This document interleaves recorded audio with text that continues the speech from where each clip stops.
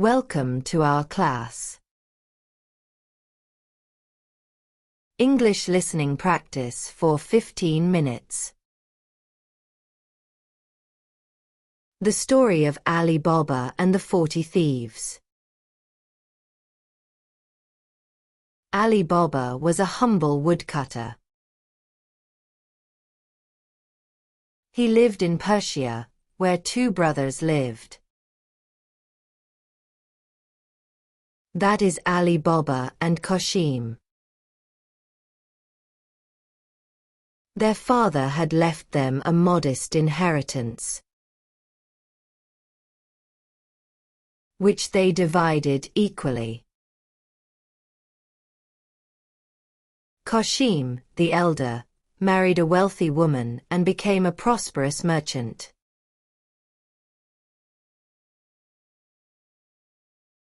Ali Baba, on the other hand, married a woman as poor as himself.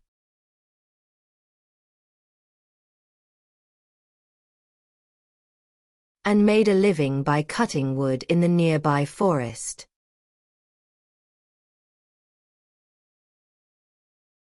Selling it in town to support his family.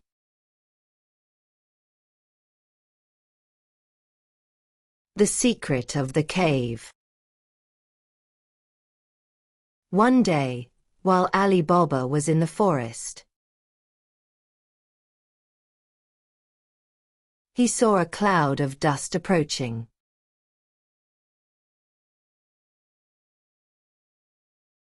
Fearing it might be a band of robbers, he climbed a tree for safety. From his perch, he saw 40 men on horseback.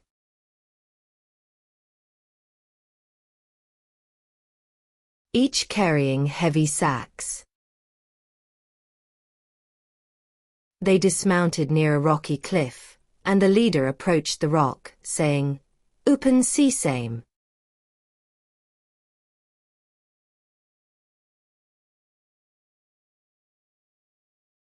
Instantly, a door opened in the rock, and the men entered.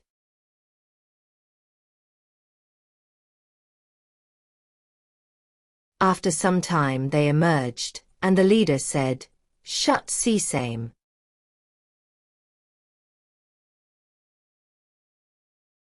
The door closed behind them, and they rode away.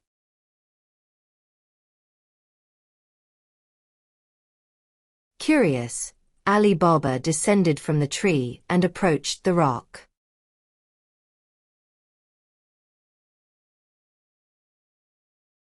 Remembering the words, he said, "Open sesame."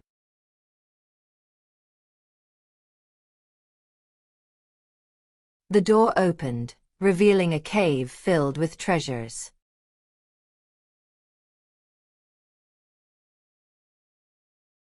Gold, silver, jewels, and fine fabrics. He took as much gold as his donkeys could carry and returned home.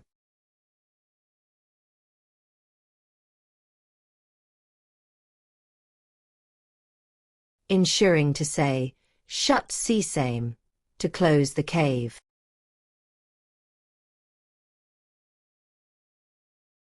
Qasim's greed. Ali Baba's wife was astonished by the gold. To measure it, she borrowed a scale from Qasim's wife.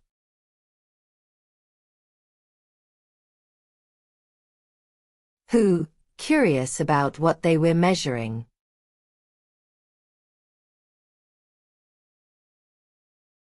smeared the bottom of the scale with wax.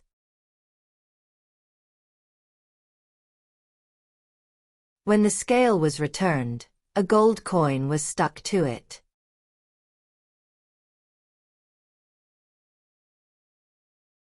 Qasim, upon learning of his brother's newfound wealth,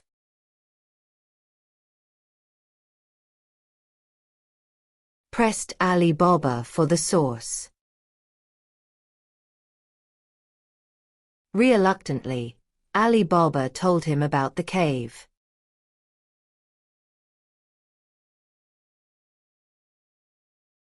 Driven by greed, Kashim went to the cave with several donkeys.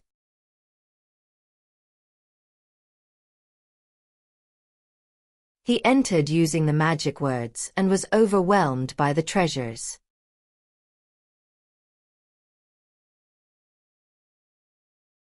However, when he tried to leave, he forgot the phrase, "Opin sesame," and couldn't exe it.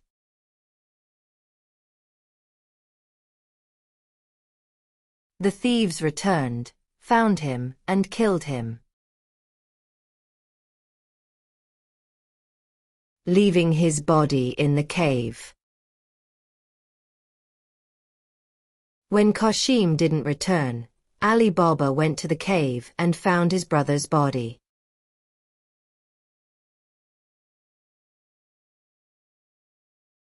He brought it back home. To avoid suspicion, he enlisted the help of Morgina, a clever slave girl.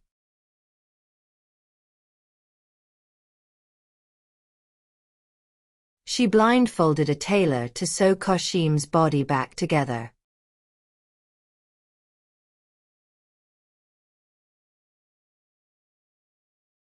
Ensuring the tailor couldn't identify the house.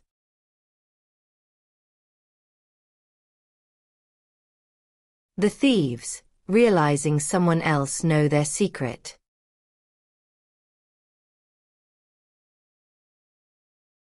sought to find and eliminate the intruder.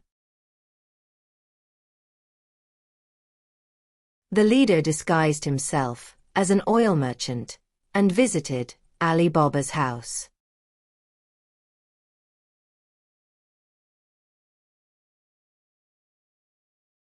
Bringing with him 40 oil jars, only one of which contained oil, the rest concealed his men.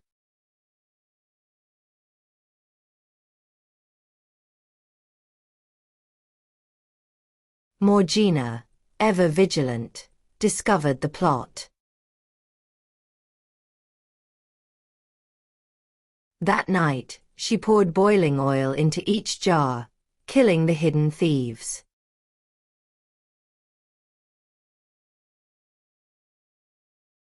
Later, she identified the disguised leader and, during a dance performance,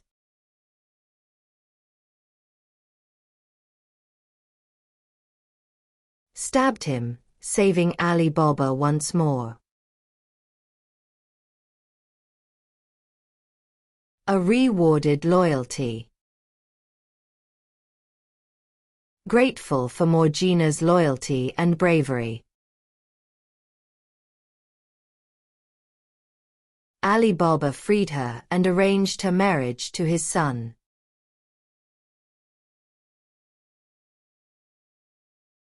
With the threat of the thieves gone, Ali Baba became the sole possessor of the cave's secret.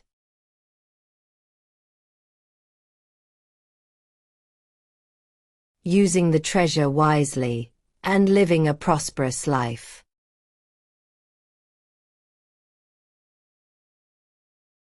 That's called a present intelligence. In a small town named Greenhill, nestled between forests and fields,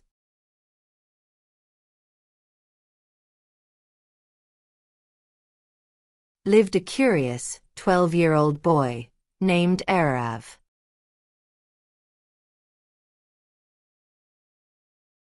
While most kids his age were interested in games and gadgets,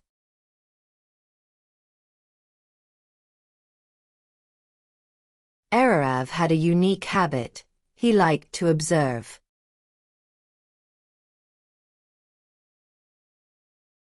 He noticed the way clouds moved before a storm.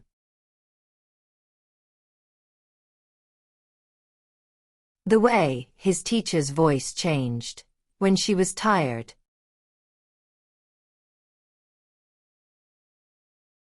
And the way his mother always smiled, even when she was worried.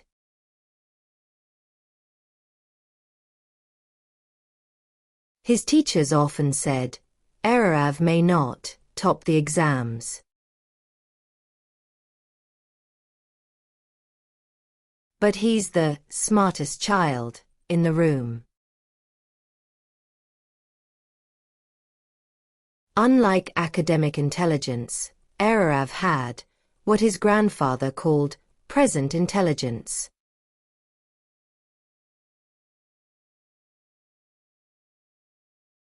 The rare gift of being fully aware of what was happening in the moment.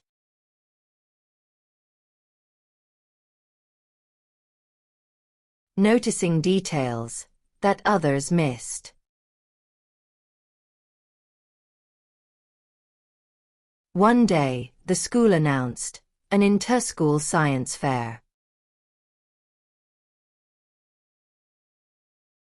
Students were to work in teams of 3 to create a project that demonstrated innovation.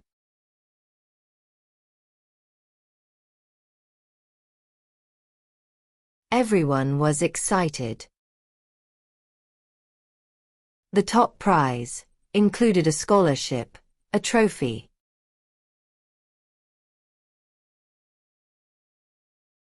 and a chance to meet top scientists at the city university. But Arav didn't have many close friends, and no one chose him for a team.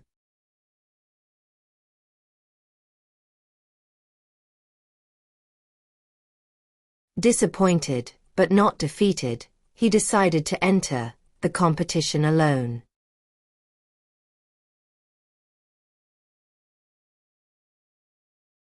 Are you sure? His teacher asked. You'll be competing against groups. It will be hard.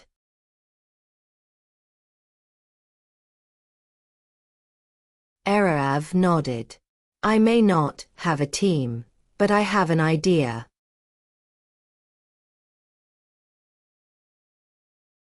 Over the next few days, while other students worked with complex models,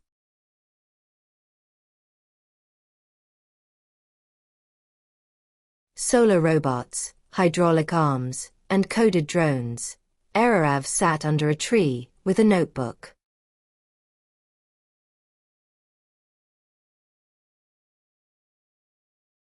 He watched ants carrying crumbs, birds building nests,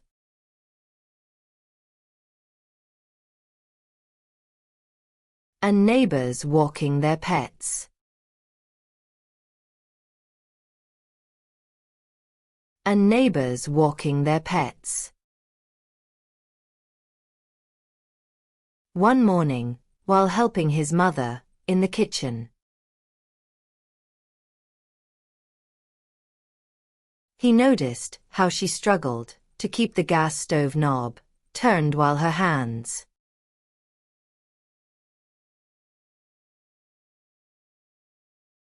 That moment sparked his idea.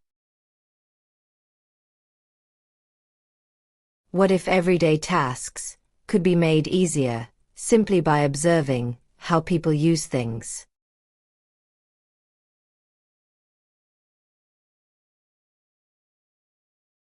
Not by adding new technology, but by adjusting what's already there.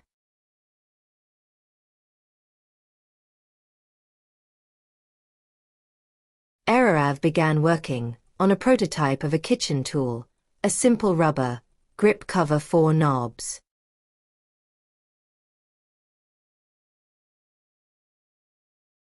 Made from recycled materials that could help elderly people and those with weak hands turn them easily.